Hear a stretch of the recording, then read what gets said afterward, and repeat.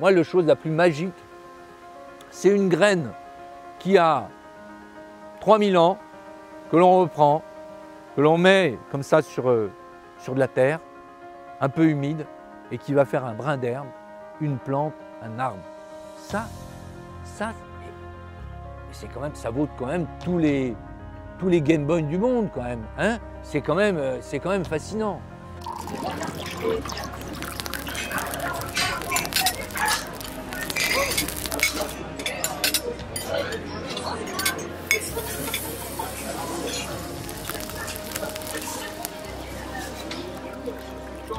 Depuis plusieurs années, depuis l'après-guerre, on a essayé de transformer tous les mangeurs que nous sommes depuis la nuit des temps, quel que soit l'endroit de la planète, en des consommateurs d'aliments.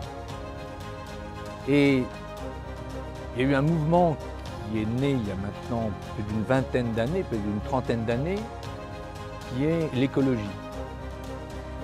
Mais jusqu'ici, l'écologie avait parlé de l'eau, avait parlé de l'air, avait parlé de l'énergie, des énergies fossiles, mais très peu d'alimentation. Or, l'alimentation est peut-être au cœur même de l'écologie, puisque défendre la planète, défendre les océans, c'est une chose, mais la finalité, c'est bien de défendre l'humain. Et l'humain, 3 fois par jour, se nourrit. Mais de qui et de quoi? Pour qui et pourquoi? Et on a l'impression aujourd'hui que parfois le consommateur, le mangeur d'hier, mange, survit pour le profit de quelques-uns. Et ce modèle est arrivé à bout de course. Depuis la fin de la guerre, rappelons-nous, on a voulu enfermer le bon dans 3 saveurs. Le gras, le sel et le sucre. Ensuite, on y ajoute un texturant et quelques arômes de synthèse. C'est un boulevard pour l'agroalimentaire. Les gens nous disent, on n'a plus envie de cuisiner, donc on va acheter que des plats préparés. Le problème, c'est que le pouvoir d'achat, je veux dire, d'acheter une carotte râpée, c'est cher. D'acheter une carotte, c'est pas cher. Et en même temps, et c'est là où je vais, le plaisir de cuisiner, c'est pas une tâche ingrate ou compliquée. Il faut effectivement réimaginer des recettes familiales, au quotidien, simples, marrantes, intéressantes à faire, parce que les cuisines sont plus petites, les gens ont de moins en moins de temps, les mamans, tout le monde travaille et les grands-mères, elles font plein de choses maintenant, et c'est tant mieux, mais elles font de moins en moins de confitures. Aujourd'hui, on assiste à une véritable fracture alimentaire. Comme il existe une fracture culturelle, il existe une fracture alimentaire, qui est souvent du même ordre, qui est souvent liée à un pouvoir d'achat, bien évidemment, mais pas uniquement. C'est d'avoir eu la chance d'avoir une famille qui s'intéresse aux bons produits, qui nous a ouvert les yeux sur l'importance d'une bonne alimentation, aussi bien d'abord pour le plaisir, mais aussi pour sa propre santé, et puis qui fait partie effectivement d'un art de vivre qui soit très modeste. C'est pas du tout l'apanage d'une bourgeoisie, mais l'art de bien s'alimenter. Et cette mère, cette maman, ce papa, ce grand-père, cette grand-mère, cette tante qui va préparer une bonne confiture, qui va lui préparer un bon sauté, et les yeux émerveillés de tous les enfants qui ont eu la chance d'avoir justement quelqu'un qui fait ce formidable acte d'amour de vouloir faire plaisir en se mettant à table. Ça commence par un gâteau ou par quelques crêpes. Eh bien, malheureusement, aujourd'hui, beaucoup d'enfants n'ont pas la chance d'avoir à la maison, alors pour de multiples raisons. Et là aussi, il ne s'agit surtout pas de dire « mais oui, mais les gens aujourd'hui ne prennent pas leurs responsabilités, nourrissent mal leurs enfants et tout ça ». Non, non, c'est beaucoup plus profond et c'est beaucoup plus compliqué. Ben oui, mais les conséquences sont dramatiques de mal se nourrir et de s'alimenter, parce que derrière tout ça, il y a quand même quelques-uns qui s'en frottent les mains et qui font des profits énormes en imposant une alimentation à une grande majorité de nos compatriotes. Et cette absence de prise de conscience, c'est donner un boulevard à ces multinationales. Je rappelle qu'en France, 4 centrales d'achat nourrissent 85% de la population. 4 centrales d'achat. Donc il y a le sablier entre 450 000 personnes qui produisent en France, en comptant le gros producteur, mais le petit producteur qui amène quelques œufs sur le marché et quelques bottes de poireaux, les 66 millions de consommateurs et le sablier de 4 centrales d'achat. Priver les gens de s'alimenter tel qu'ils l'entendent. Ça, c'est premier. Et se rappeler que dans cette centrale d'achat, 70% des achats sont faits à travers 17 marques. Donc c'est très restreint. En fait, il y en a quelques-uns qui se sont appropriés l'alimentation de tous. C'est extrêmement dangereux, parce que ces gens-là n'ont pas la bienveillance et la prise de conscience de ces mamans, de ces papas, de ces tantes, de ces grands-mères, dans cet acte de donner le meilleur pour l'autre, pour qu'il puisse prolonger sa vie. C'est au contraire asphyxier celui qui produit, le monde agricole, le mettre à genoux, pour qu'il ne gagne aujourd'hui que 320 € par mois, en moyenne, et que 400 de nos agriculteurs se suicident en 2016. Ça, dans un pays comme la France, qui est un pays de cocagne, où depuis des siècles, toute l'Europe voulait envahir ce pays parce que c'était le grenier de l'Europe. De voir cette situation est inacceptable. J'ose dire que nous devons mettre en marche une révolution délicieuse. Une révolution qui permette à chacun de revendiquer le droit du bien manger. Mais c'est quoi le droit du bien manger?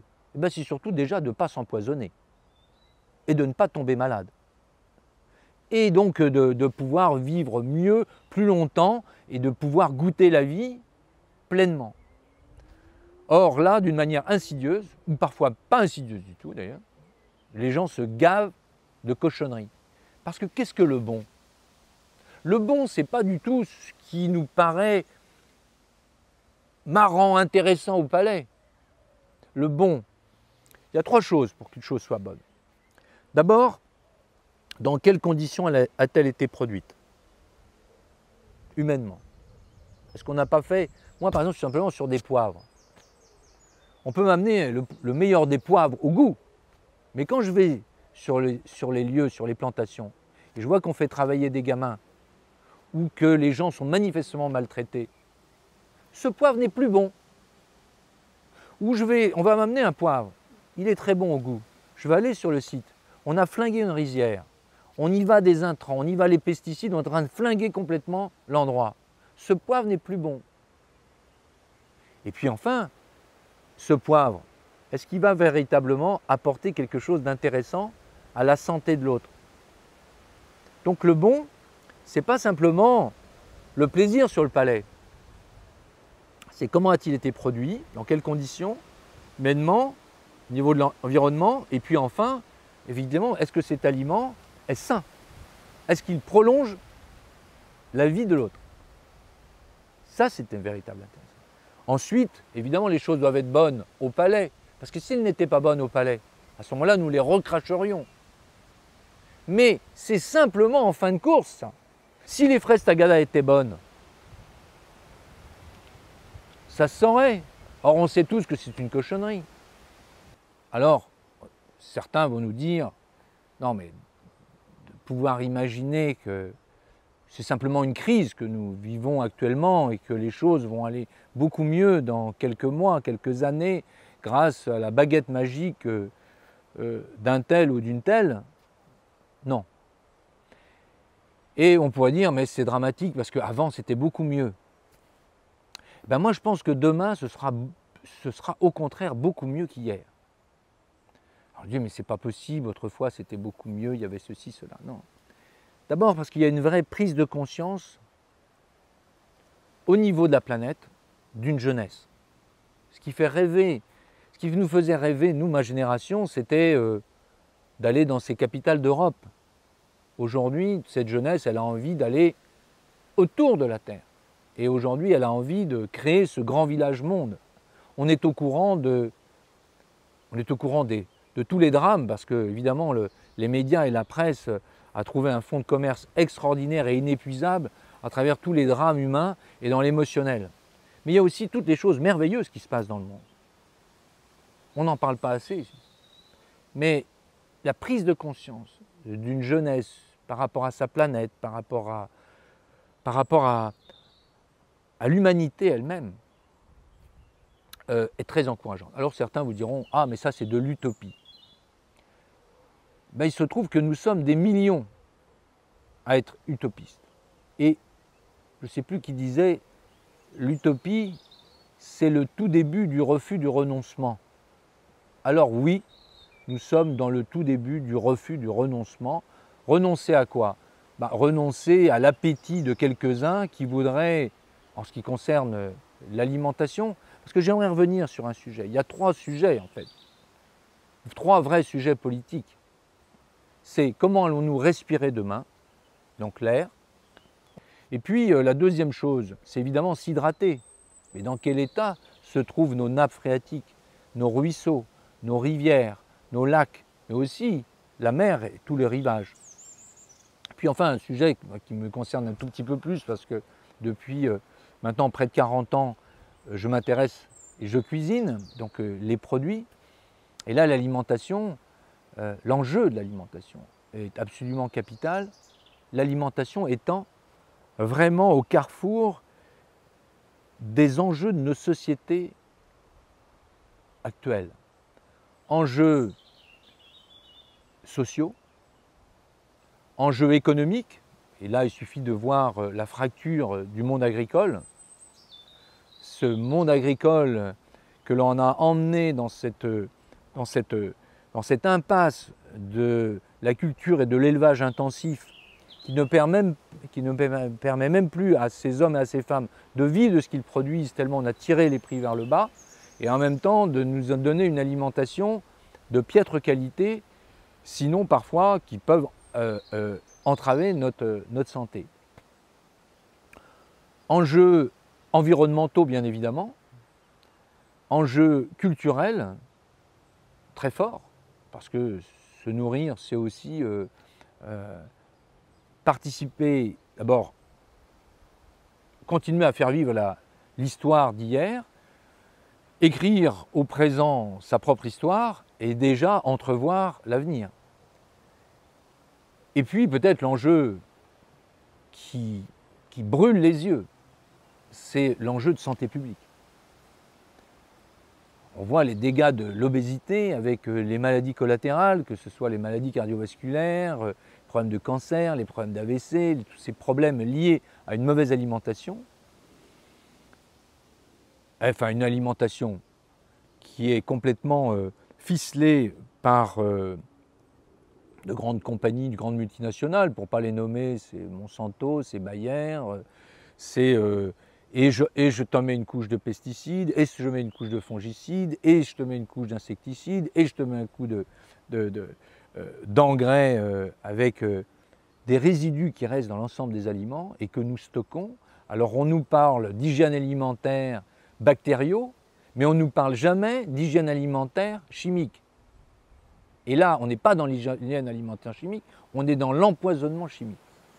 Heureusement, le corps médical, parce que bien souvent, vous savez, les experts sont parfois, on l'a vu avec les Monsanto Papers, les experts étaient souvent payés par ces grandes compagnies pour prouver que c'était vraiment inoffensif. Et lorsque par malheur ces experts donnaient un rapport comme quoi c'était au contraire très dangereux, alors on mettait ce dossier dans le fond du tiroir. Donc cette renaissance, cette prise de conscience, déjà une renaissance elle commence par une prise de conscience. Et cette prise de conscience, elle est dans le cœur déjà de toute une jeunesse dans le monde, que ce soit aux États-Unis, que ce soit au Japon. Et pour ça, je vais juste prendre un exemple. Il y a encore 15 ans, le vignoble français était ficelé par l'INAO, battu sur les plans commerciaux par tous ces vins que l'on dit du Nouveau Monde. Et puis il y a une poignée de gars, d'hommes et de femmes, qui se sont dit, mais et si on faisait du vin? Non pas du vin lié à une convention ou à des conventions, ce qu'on appelle les vins conventionnels, mais si on faisait du vin comme nous pouvions le faire avant-guerre, mais aussi avec une connaissance, une technologie, une compréhension des principes à la fois de la nature, mais aussi de la transformation du vin, parce qu'on ne peut pas dire que le vin soit naturel, puisqu'il a besoin du génie de l'homme pour justement exister.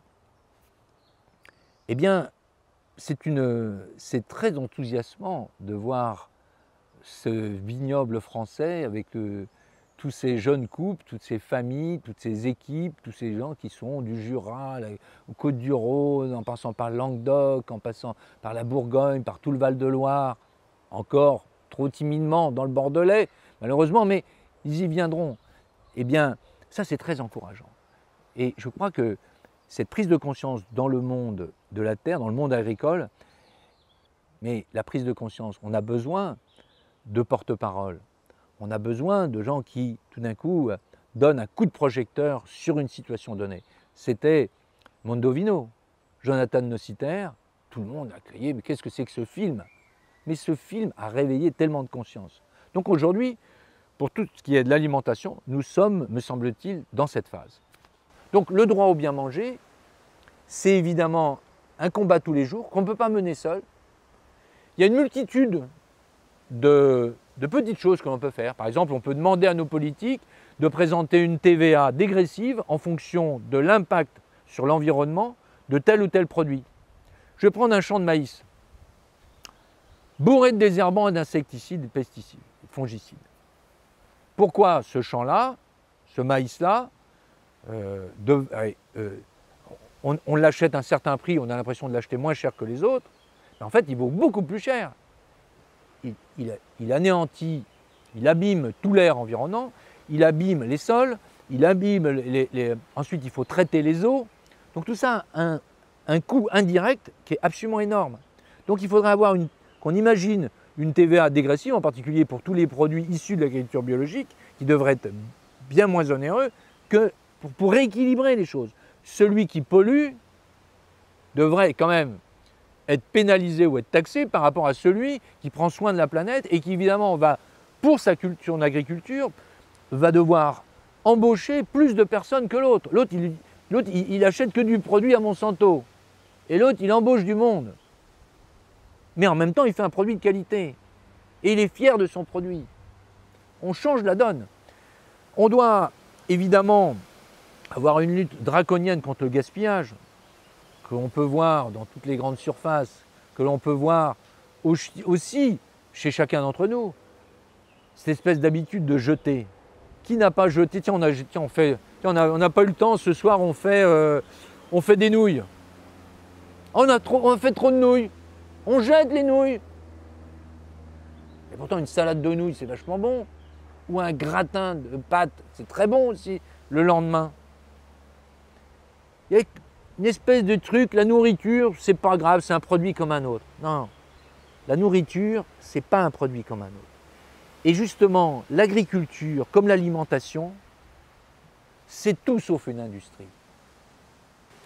Eh bien, la France, qui est le pays des droits de l'homme, devrait être le pays des droits de bien manger, et on pourrait instaurer dans toutes les écoles de la République, de 6 ans à 16 ans, l'éducation alimentaire obligatoire dans toutes ces écoles.